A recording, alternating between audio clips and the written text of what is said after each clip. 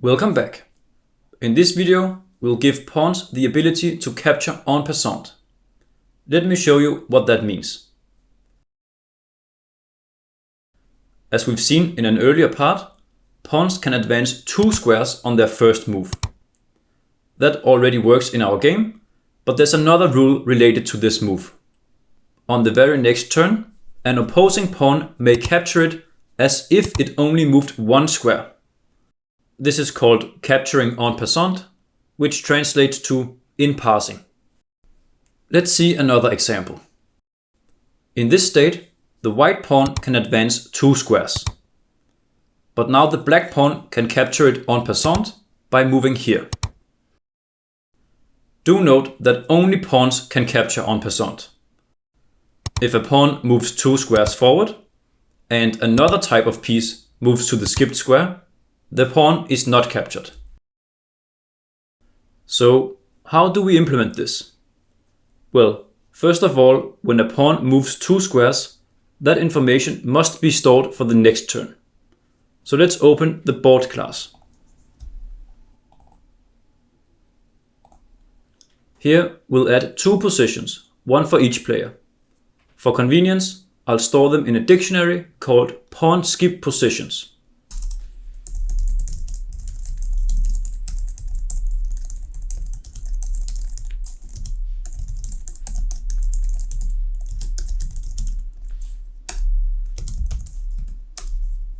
Initially, both positions should be null.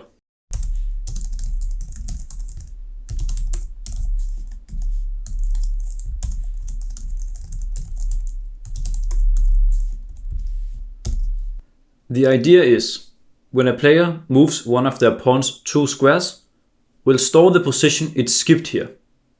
This skipped position is also sometimes referred to as the en passant square.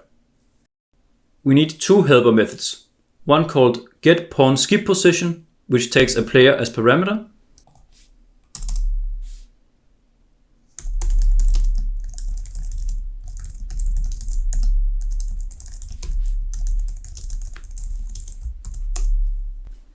if the given player moved a pawn 2 squares on the previous turn, this method will return the position of the skipped square.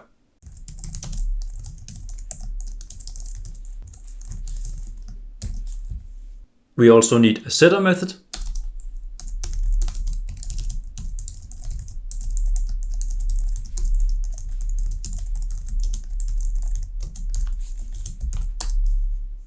it takes a player and a skipped position and simply stores it in the dictionary.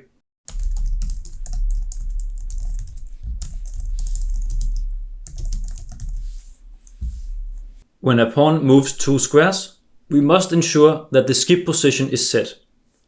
To do that, we add a new move called DoublePawn.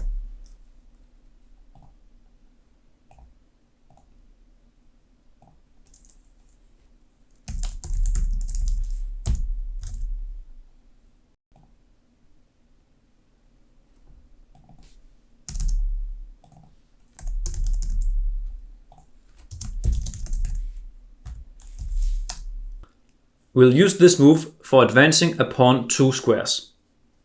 Its type should be double pawn.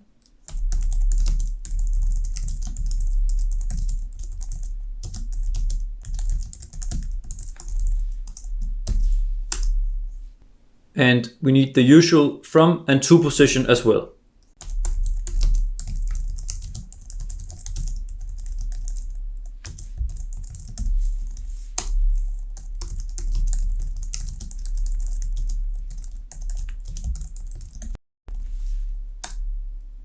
Finally, we'll add a variable for the skipped position or en passant square.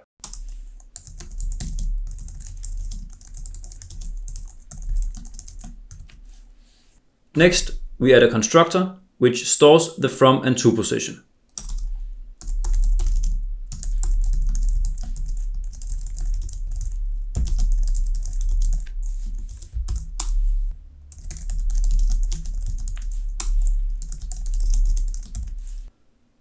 When we create this move, the to position will always equal the from position plus 2 steps forward. so the skipped position must be in the row between them.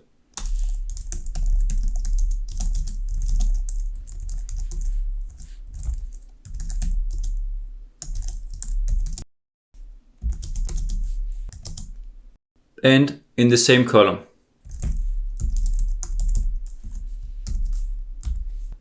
Great. Now we just need the execute method.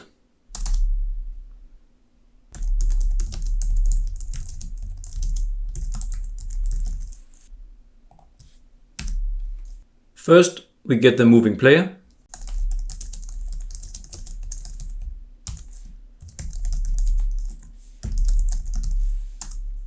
And then store the skipped position in the board.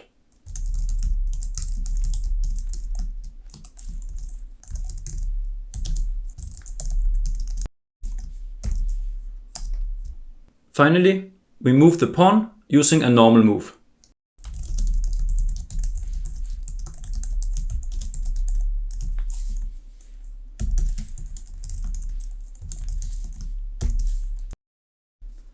And that's it for this class. But we also need a move specifically for capturing En Passant.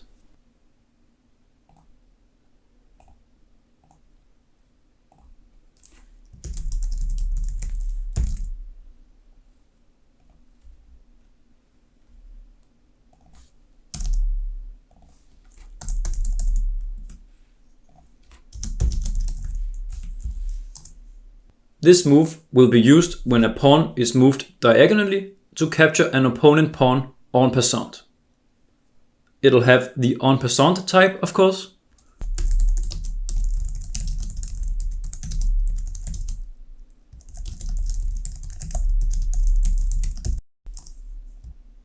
And a to and from position, as always.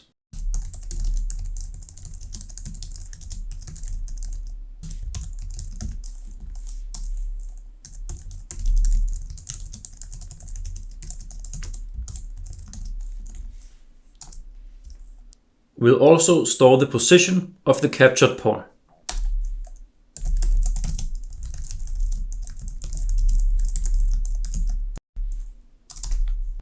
The constructor is straightforward.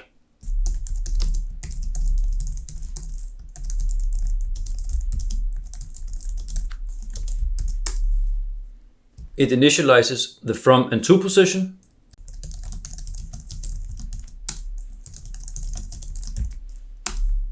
But what about the capture position? We'll only use this move for capturing en passant, so it represents a diagonal move into a skipped position. Therefore, the captured pawn must be in the row we are moving from.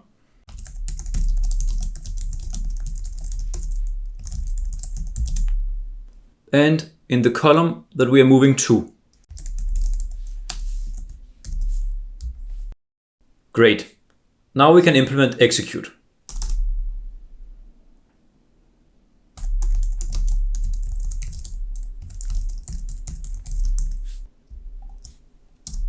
Here we move the pawn.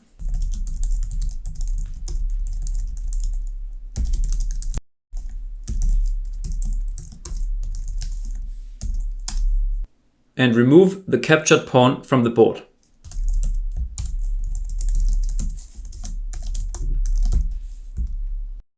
Now we have everything we need to implement this special move.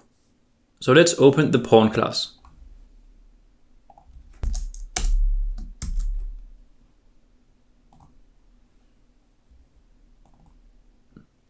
In the forward moves method,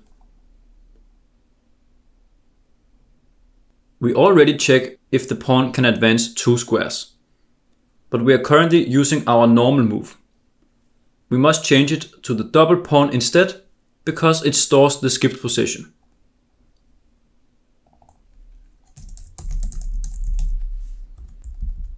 Next, in diagonal moves, we'll add an if statement here. It should check if the position 2 was skipped by an opposing pawn on the previous turn.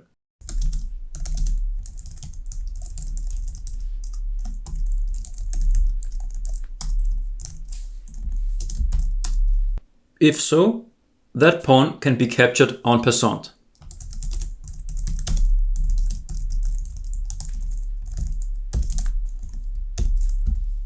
And if not, then we check the regular case. Great. Now, when a pawn advances 2 squares, the skipped position is stored, and if an opposing pawn can move to that position, it generates an en passant move. Let's see what we've got so far. Here, I'll move the black pawn 2 squares forward, and if I click on the white pawn, we see that it can capture en passant. That worked perfectly, but there is an issue. Let's look at this state again. I'll move the black pawn 2 squares forward, but this time I won't capture it. Instead, I'll just move the white king and then the black king. If I click on the white pawn now, we see that it can still capture en passant. That is wrong. It should only be possible on the very next turn after a double move. To fix this, we must reset the skipped position for the current player at the beginning of each turn. We'll do that from the game state's make move method.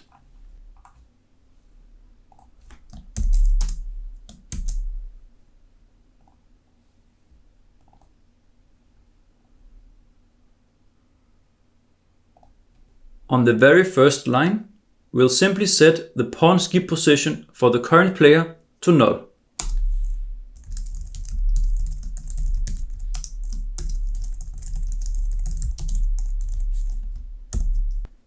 And that's all we have to do. But why does this work? Let's say that white moves a pawn 2 squares. That double move stores the skipped position in the board, so it's available next turn where it's black to move. Black may capture en passant if it's possible. But when it's white's turn again, the skipped position is forgotten. So we can never have an outdated skipped position from some old move. Alright, let's try it out. First, we'll make sure that capturing en passant still works. And it does. But it should now only be possible on the turn immediately after a double move. And that is indeed the case. We have now implemented all the special moves in chess. Well done. In the next part, we'll add a little menu which can be used to restart the game. See you then.